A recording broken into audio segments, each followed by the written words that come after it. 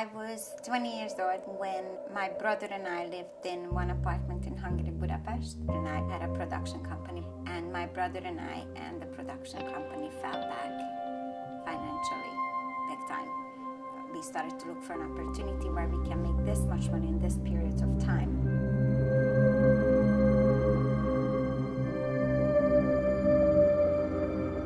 She talked about possible babysitting, cleaning toilets, being with Hungarian families, talked about go-go dancing, which is in a nightclub, which is okay in Hungary, it's not a big deal.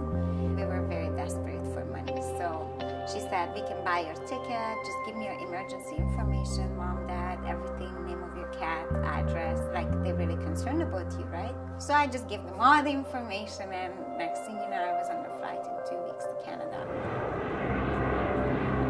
I was picked up by 2 Hungarian guys and a Canadian man at the airport.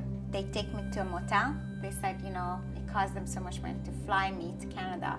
So now I owe them about $3,500. They said, we'll show you how to make money.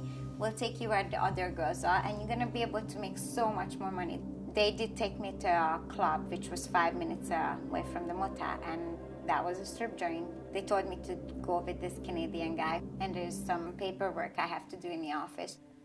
There was no paperwork. This man who's about 42 years old, and at the time I was 20, is doing really bad stuff to my body that I've never experienced. The only thing that you feel is that shame and that fear.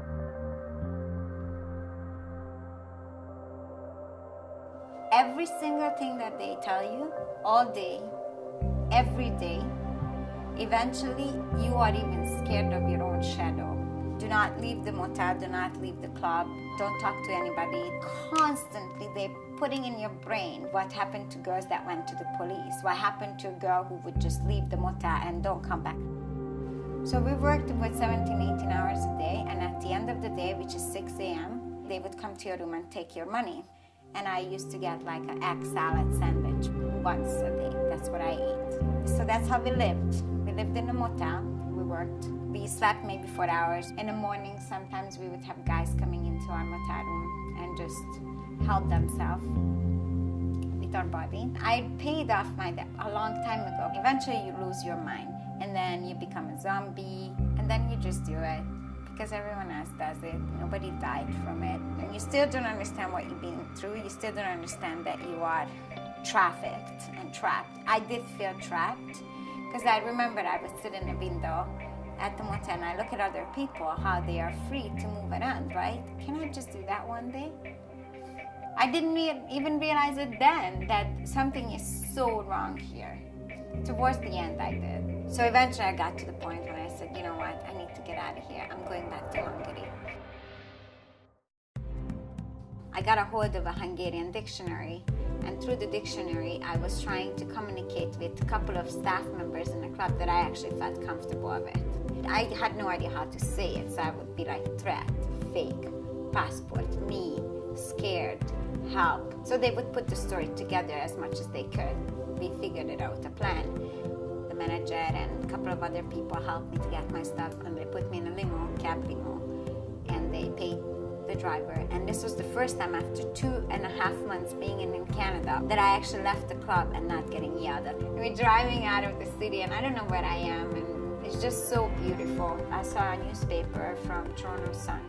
It was another girl's story, identical to mine. And at the end, the detective says in the story, if there's any other girls out there, please contact us. It was very scary, but when I walked to the station and he greeted me, it was the first time that I felt like a human being in a long time. I didn't tell him everything, but I gave him as much as I could at the time. The court went on for 6 years. We lost because there wasn't enough evidence. It's just so much going on, but you still show up at work. I tried to do a lot of other things in my life and nothing really made sense. And then I started volunteering. And the more I help people, the more I realized that this is what I really want to do.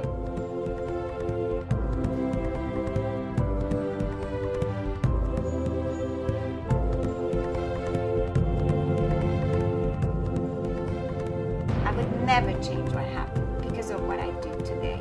I'm okay knowing that I go and give them a chance that I never had because it heals me too. It's fine. It works for me. It works for them. Everybody wins.